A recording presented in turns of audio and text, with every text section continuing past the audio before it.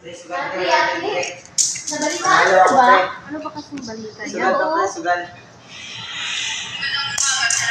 Lalo po, Hanggang ngayon, maaaring sumabog anumang oras. Pinapahanda ng mga eksperto at lokal na pamahalaan ng mga mamamayan para maging ligtas na kanin sumabog ng bulkan.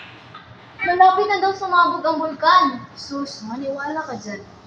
Oo nga, huwag kang maniwala dyan. At tagal-tagal na natin dito, pero hindi pa rin na sumasabog. At lalo ako Dapat na tayo maghanda. Baka sumabog ang bulkan ng walang oras. Ano ka ba? Hindi nga sasabog yung vulkan eh. Ano bang, kung sasabog yun, kung nalipat tayo, ano magagawin natin? Saan tayo titira? Kung ganun.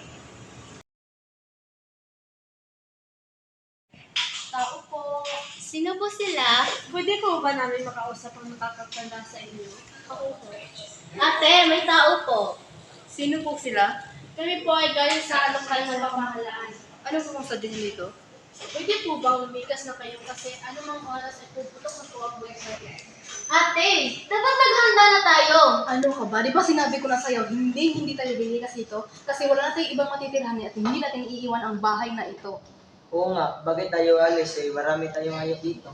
Sige po, yan lang po ang aming pinunta dito. Maraming salamat po.